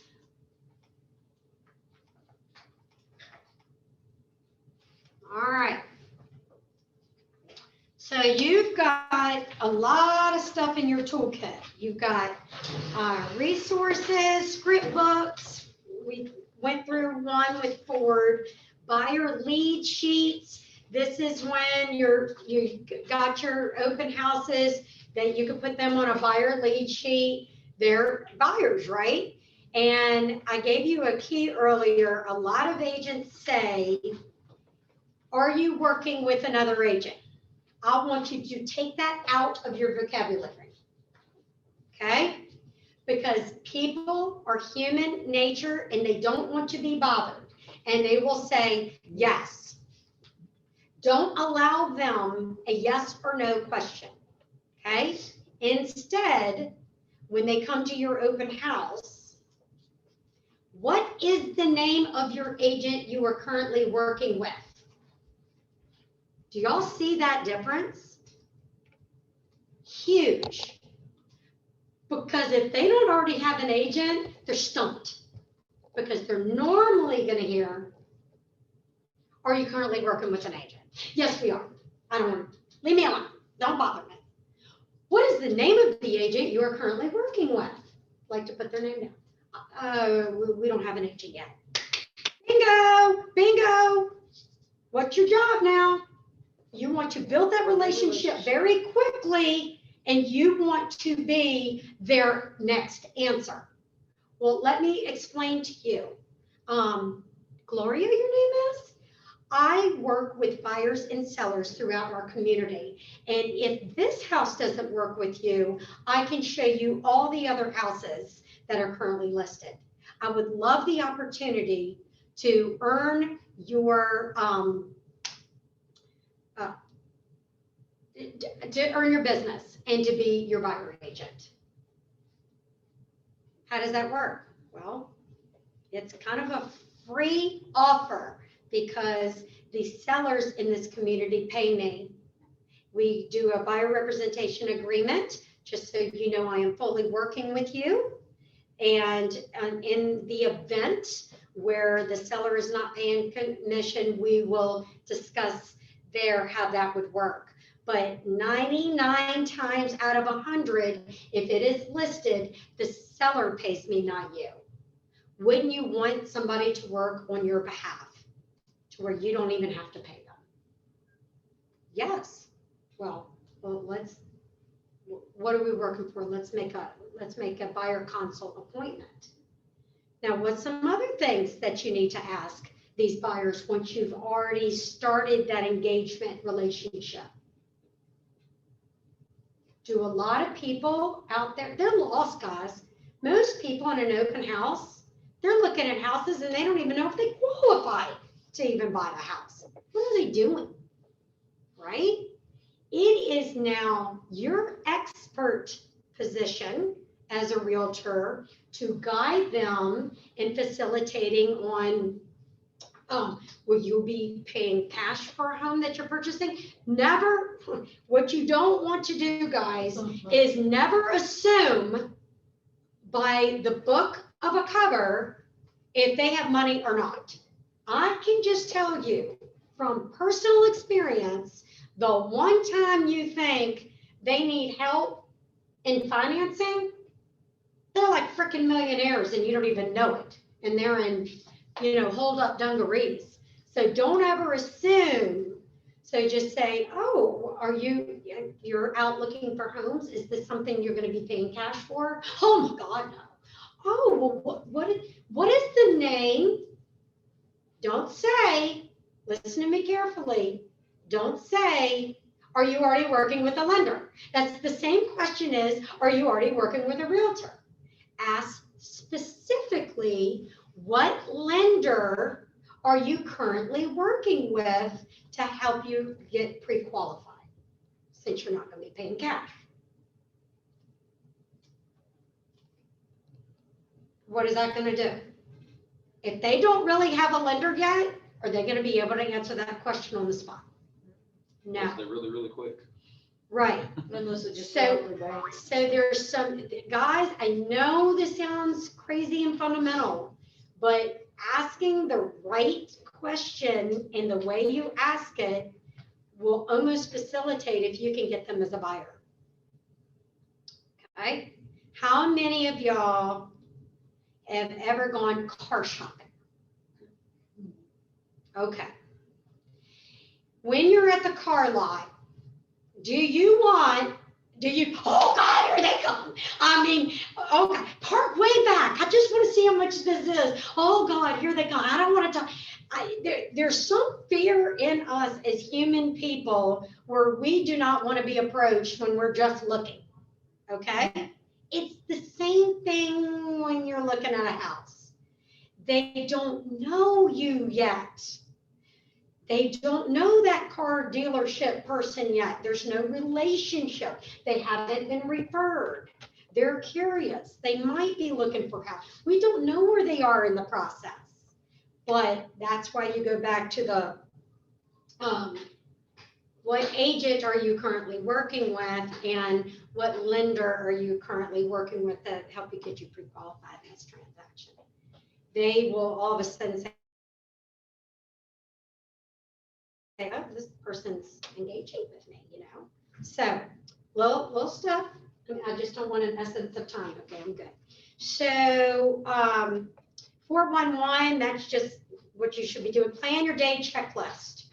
So, in your day checklist, should we be blocking time every single day to do a sphere touch? Every day, something. Either adding to our database, talking to our existing database, getting your database could be another realtor in your database. Hey, I'd love to introduce myself. I'd love to come to your open house. Just show up, introduce you, put your card down. Another little trick I did. Some people will say this is sketchy, Alice, and you should not have done this, even though I did. So I made myself a little 4x6. I had them done by Printing Shop. I did my name, my company, my telephone number. I had a slogan. My slogan back in the day was "Service is my specialty." I put it on everything. I had pins. Service is my specialty. That I slogan that thing to death. Okay. So I had it on my little notepad. Service is my specialty. And when I went to other open houses, I would take my card and I would staple my little notepad. Alice, it was ZMAC at the time. Service is my specialty. My company. And I would walk through, and remember I said I would find something in the house that I could just tell meant something really cool to those homeowners. Well, I'd comment on it and leave my card. And I'm like, what a beautiful home. I especially loved your garden in the back. It just brought me such great joy. Alice. I'd leave it in the handful of cards. Now, broker opens. They're getting all these cards. So the homeowner gets back that evening and they got all the cards and every card. What? Why is mine special? Why was my card special? Why did they stop at my card? Because I had a little note attached to my card and they might not like their realtor. Who do you think they're going to call when their house does not sell because their realtor stunk? Me. Because why? I complimented them on their garden that they worked so hard for.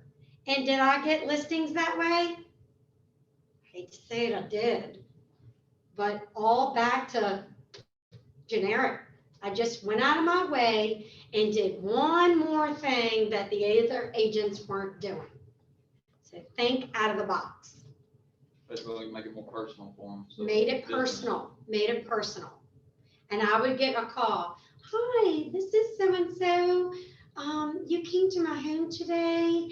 And now, can I call that seller when it's listed by another realtor? Am I allowed to go behind the sign?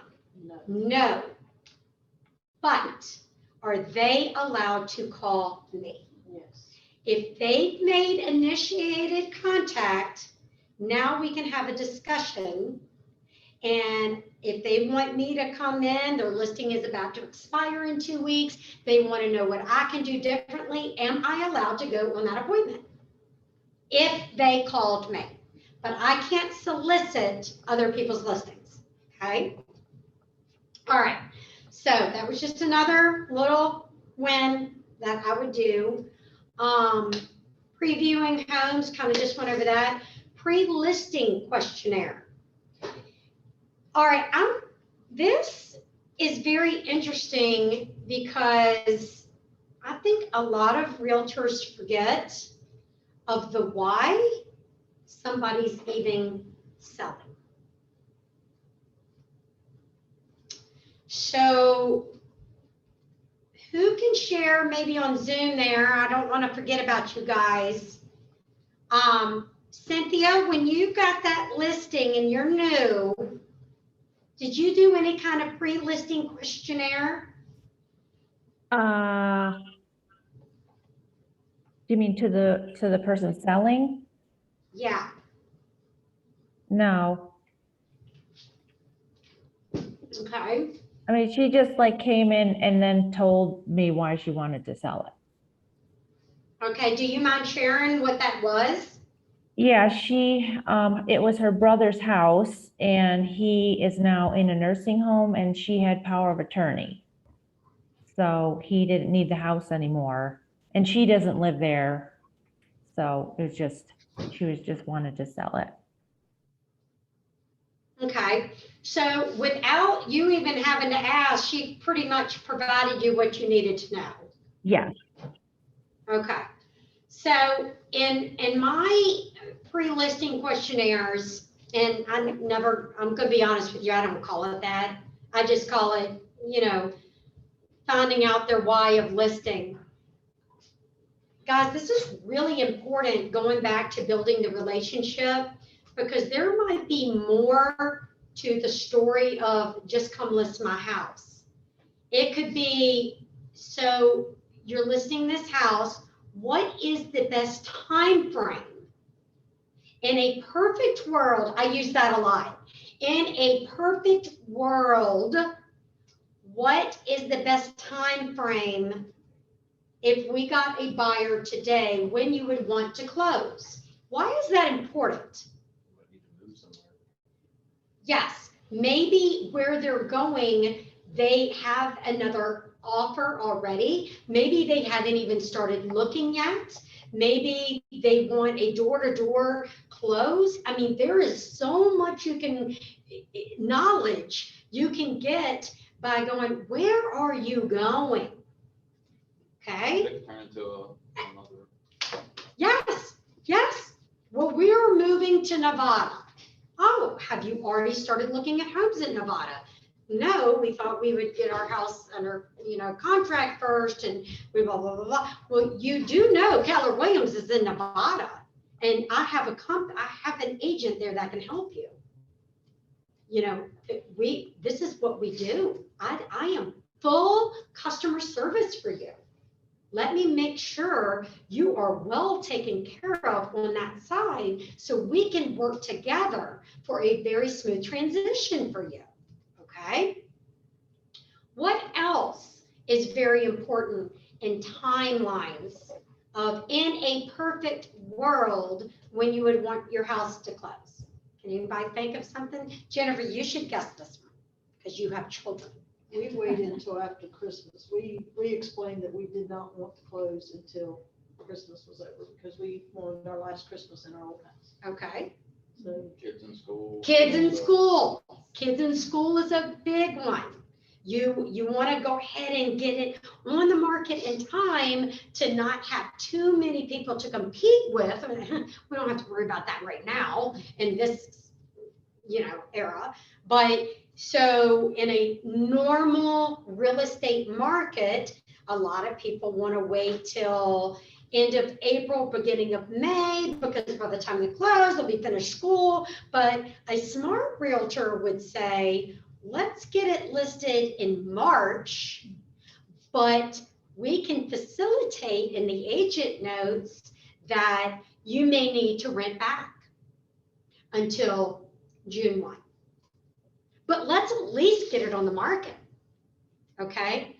So as you're getting experienced and you're getting experienced agent, you want to be the expert in getting their home sold.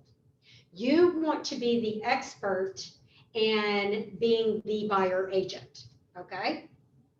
So you will start to learn by being out there.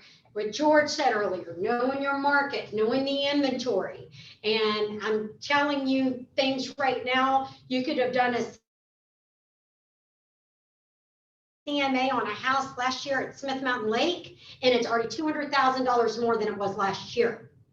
Now, I better know my market or I'm going to sell someone short of how much they can get out of their home. And that is also going with somebody who does have experience. And the beautiful thing about Keller Williams is we have so many agents with so much experience. We are here to help you, all right? So part of this Ignite training is to get your foundation platformed right, because we can teach you contracts all day long.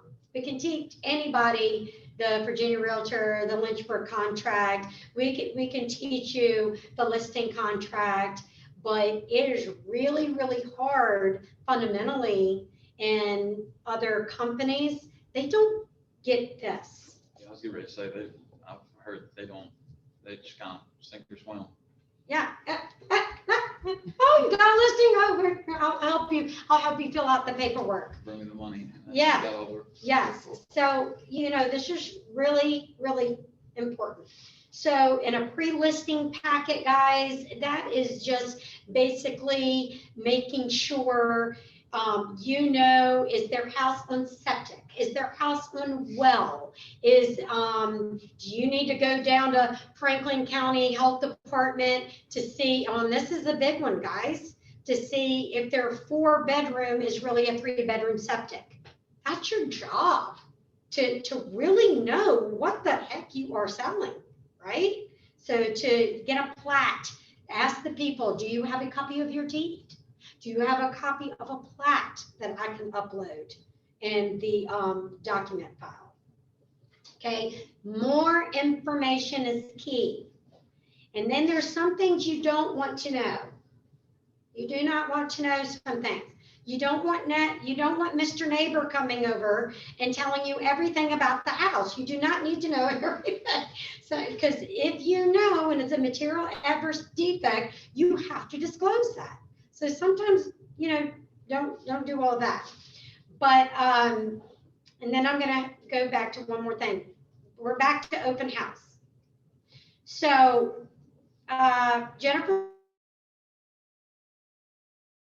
let's say that Teresa gave you an open house in Farmington. She said, oh, I'd love for you to do an open house. How do you prepare for that open house? I would contact you. No, so give me some things, and you might want to write this down because you would think everybody would know this, but it's kind of crazy. You're gonna miss some steps. What's the first thing you should be doing to conduct that open house? I think you want to know the house. Right? So I would say, Teresa, may I call your seller? May I call your seller? I would like to go over there this week and do a walkthrough with the seller, unless the house is vacant, and you can. I'd like to do a walkthrough with this and really learn about this house. Who knows more about the house? A person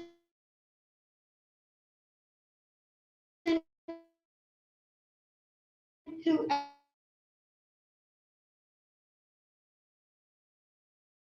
for the open house. That basement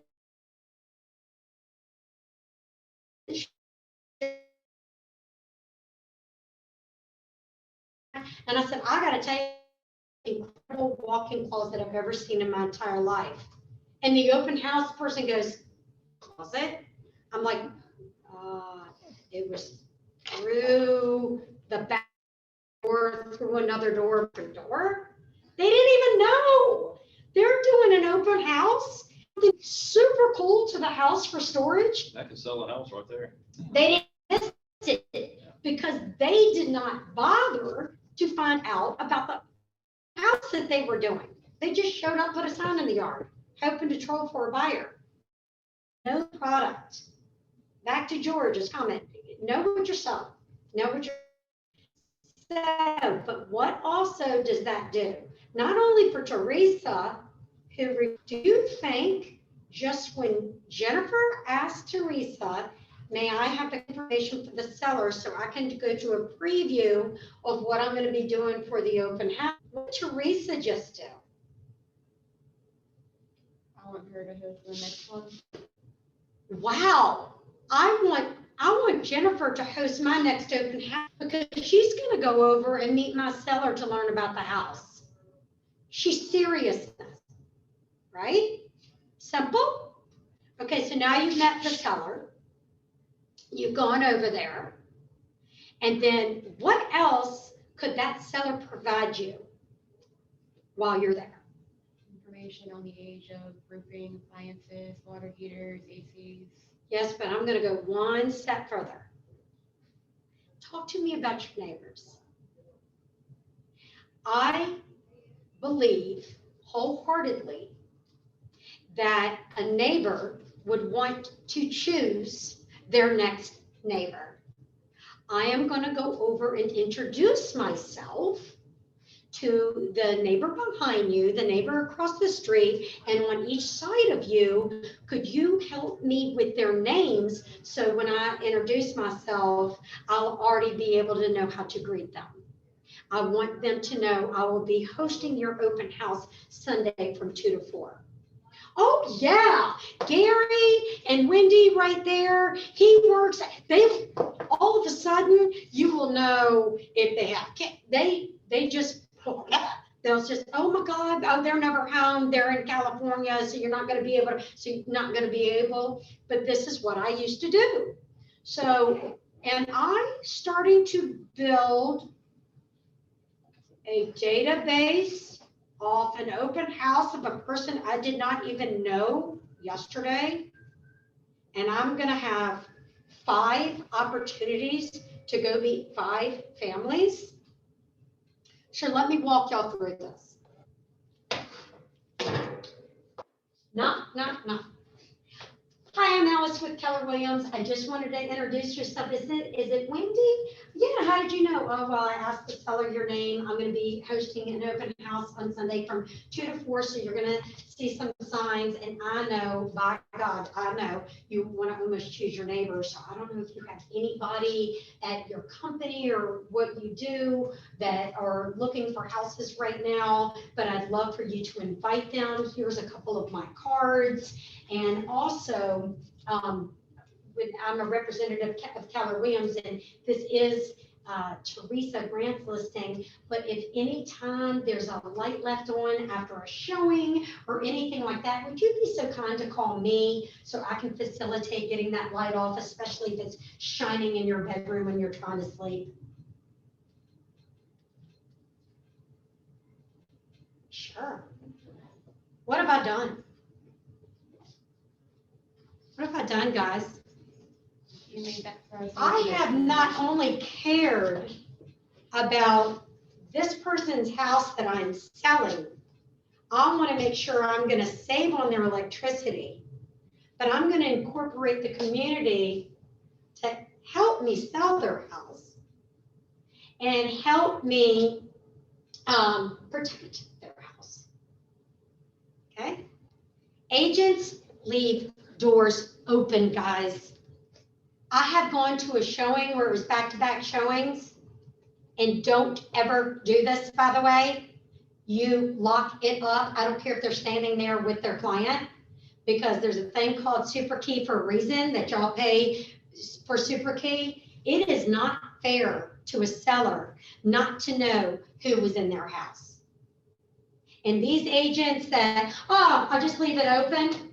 And I'm like, okay, I will personally go ahead and show it, but lock the box and unlock the box, because I think it's fair that that seller knows that A, that listing agent, that I kept my appointment, number one. Oh, you never showed up. Well, how'd you get in, Alice? How'd you just bring me an offer when you didn't even show my house? Oh, the other agent just, make sure you're dropping the key on your own time for compliance. It's good business. Okay, but I get very excited. I get very excited about building your business. But anyway, I would do the left to the right to the front and the back, and I would always be the same. I just wanted to introduce myself. I introduced myself. Do you think that paid in my business? Okay. So on the one in Williamsburg, it was a cul-de-sac, and people just put sod in the yard, and they weren't going to close for another week. And it was hot as Hades outside. I went twice a day and moved a water hose around so their sod would not die. And it was a brand new construction house. And that could be a couple grand inside. And they were coming from Virginia Beach to Williamsburg. So I went and watered their lawn before they closed, twice a day for a week. Who sees this? Neighbors. Has the neighbor already met me? Yes, because I introduced myself to the neighbor. I want you to know we have a new family coming in. They gave me permission. They're coming from Virginia Beach. They're so excited. I wanted you to know you're going to be seeing me all week, because I'm going to try to save their sod before they even get here. They're like, what? What agent does that? What agent actually takes time out of their busy schedule to do that for a client? I listed their house 6 months later, because they're like, that's who I want. They could have had a realtor in their Rolodex all this time sending newsletters and greeting cards and stuff like that. But let me tell you, when they see service, people want to be treated with good customer service. Remember what my tagline was? Service is my specialty. Well, I lived up to it. So don't have a tagline if you're not going to live up to your tagline. So make sure if you're going to do a tagline to live up to it. So it is exactly 12:02. And I just get really, really excited because I want you all to be successful. But real estate, foundationally, database, and how you treat others. So on your homework, y'all are going to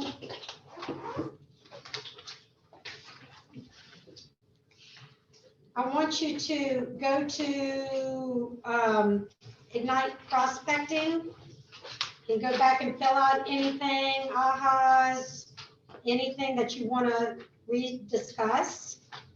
And then on page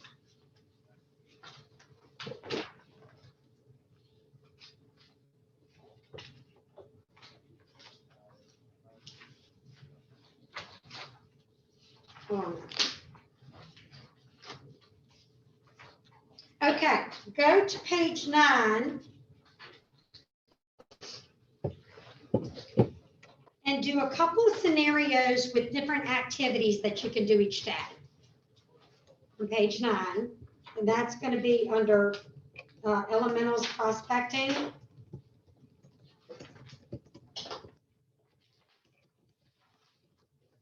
And then I want you to go to page 13 and list lead sources.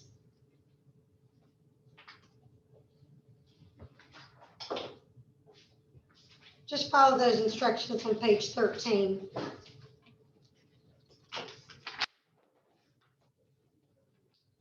And then do, and we're going to do a lot of this together. And then the developing a prospecting plan. Because what will happen is you're going to put some ideas and then we're going to massage it. Okay? And everybody should look maybe different. So no cheating. All right. Anybody on Zoom have any questions for me? This is Marissa. I don't have a question, but I will be in tomorrow, so I'll pick up my book tomorrow.